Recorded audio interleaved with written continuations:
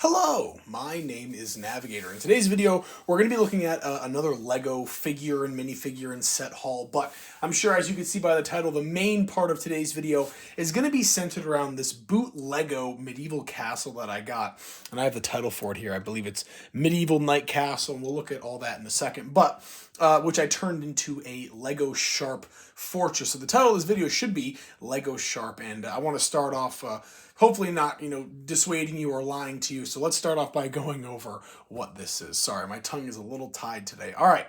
Long story short, for years now, I've been looking on Amazon at the influx of what I call boot Lego sets, or kind of like the knockoff Lego sets, the off-brand.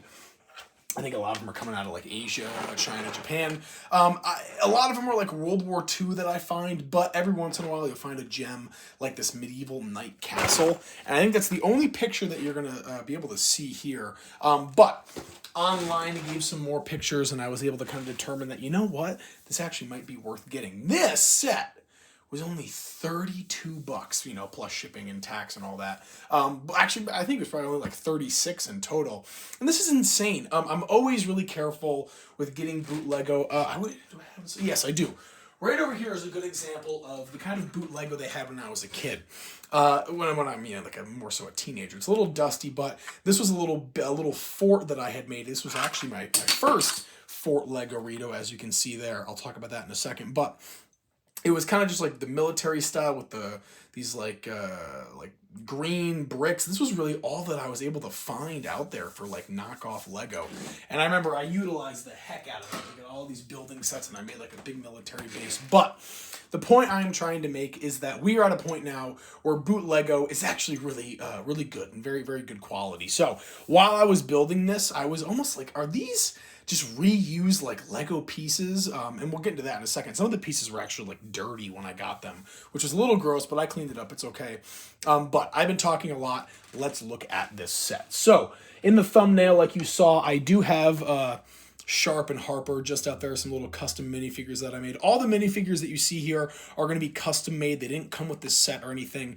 The rogues, or the deserters, as we're going to look at here in a second, and I'll explain why there's deserters in this fort. They are made with official Lego and some other ones, but for the most part, the 95th rifles are going to be made with kind of like boot Lego minifig pieces, although I swapped out the hands and the heads. So there's my Sharpe and Harper. I love them. I think they look great. And their little hats there on the side. On the front here, a little bit of just kind of open grass. It is a circular base plate here. I'm going to swap it out with like a flat rectangle one. I actually have one sitting to the side. And that way it'll be a little more official and I'll have more space. But we do have a little bit of grass space there. And then on the front here, you can see there's like a little drawbridge that opens up to those doors there. And I tried it already. You can't really move this up too much, so it's not really like a moat or a drawbridge, I guess you could say. But on the sides here, you can see up top, there are some cannons peeking out. And guys, I'm literally holding this like a waiter. If I drop this, it's game over. Some little flags in the front. One piece that I should mention is that I did not build the whole thing. I'm sure you can see on the box here. Oh no. Hey guys. Little face reveal there, but as you can see on the box here, there are a little bit of these like blue spires and flags at the top. I decided to leave those out. I thought that it would look a little bit more accurate if I kind of took out the medieval sense and just left it as like a fort or a castle. But moving into the back, actually let's just go around the sides. You can see there just some like rock work. On the back here, there's some like fenced in windows.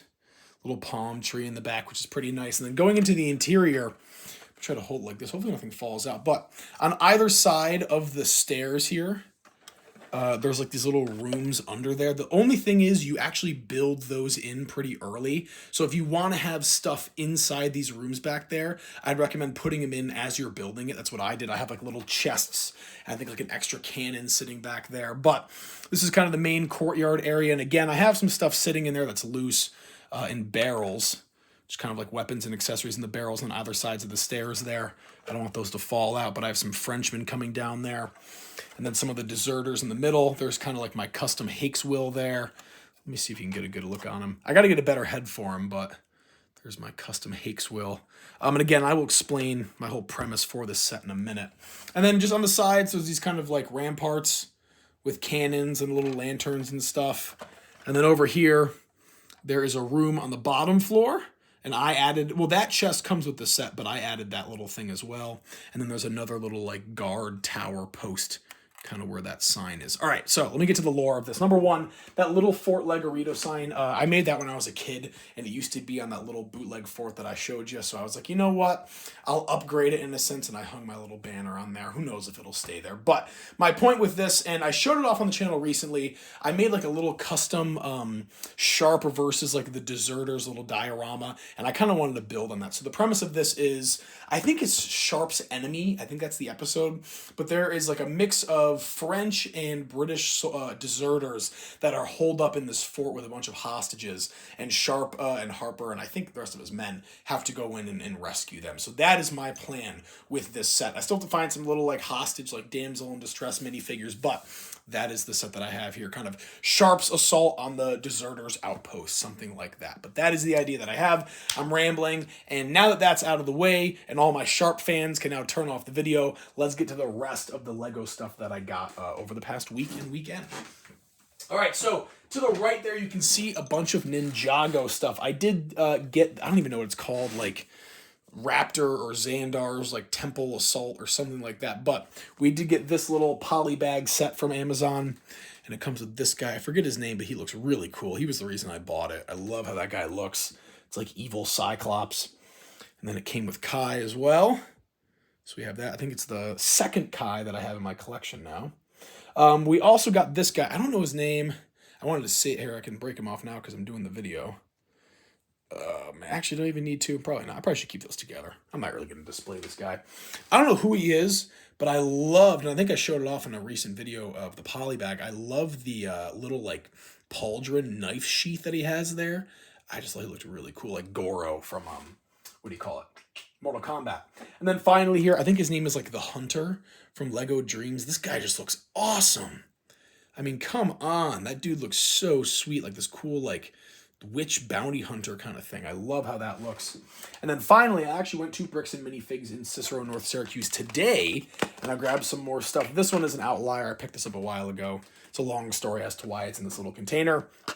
But I did some create your own minifigs, and I bought some genuine ones and some little pieces and parts. So let's go over all of that. Number one, I'm trying to make a custom, what is it? The first Spinjitzu Master. I'm like getting into the lore of Ninjago now. So I bought this guy to use as a base for my first Spinjitzu Master figure. And I found this head, and it looks a lot like the first Spinjitzu Master head.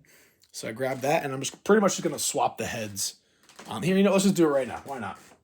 Take me 2 seconds, and you guys will see what I'm talking about. I know that they have an official figure for him. I just don't really feel like spending a ton of money on him.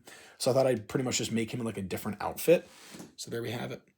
The first Spinjitzu Master. I wanted to make, you know, I can always swap out the head and maybe make it like a younger version of him or something, but there's that. So that was pretty sweet. I was a big fan of that. A little custom I was thinking about all weekend, and now it is done. All right, what else do we have? This little cool body that I got.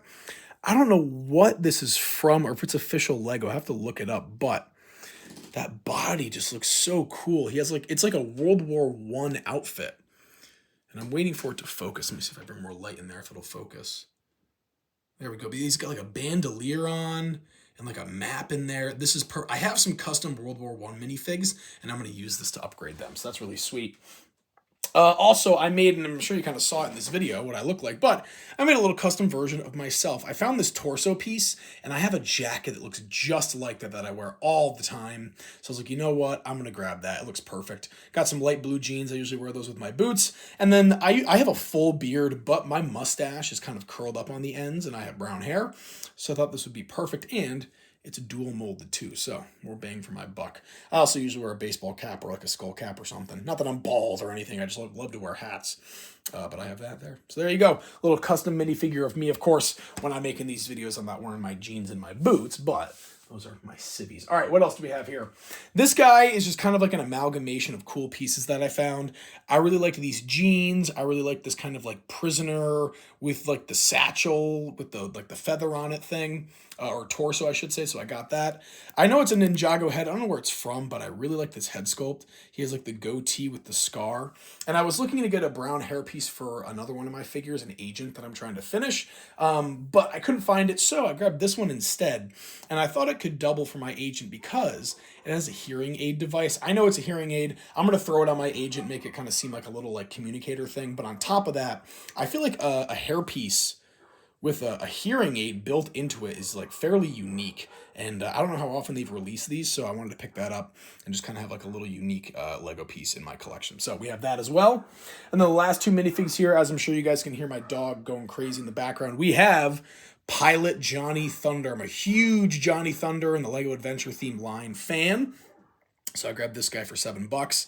Had to add him to my Johnny Thunder collection. I have, actually, if you guys are curious, I literally have them right here. I'll probably never show them off again, ever.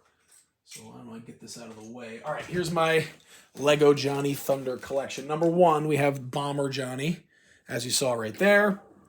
And then classic Johnny Thunder. Right there, we also have the kind of the boating one. I threw the hairpiece on him, but he's supposed to look like that. So kind of the riverboat Johnny Thunder. And then this is the Orient Expedition one, my favorite. I love this figure, probably my favorite figure in my collection. Just a beautiful one from the Orient Expedition, like Tibetan mountain set or whatever it is. And then finally here we have the fairly recently re-released version of Johnny Thunder that came out in the Lego minifigure series. So we have that. All right, and then speaking of adventurers, the last minifigure that we can talk about today, this is a fairly rare one. This is going to be one that I had when I was a kid, got rid of, and now I've had them again. This is going to be the Temple of Doom, Indiana Jones. So I picked up another full Indiana Jones minifigure from Bricks and Minifigs the past weekend, and then I saw this one. And the Temple of Doom Indy is just my favorite version of him, my favorite version of the minifigure. I think he's supposed to be, I don't know if one of these arms is supposed to be all tan or not. We'll have to find out, but we do have this. And the hat is a little busted, but I'm going to swap that out for another one that I have, and there we go. So a fairly rare minifigure. I think I paid $20 for him. So yeah, there we have it. Some recent Lego pickups and a custom Lego Sharpe build. All right, folks, you guys know the drill. As always, my name is Navigator. Have a nice day. Take care.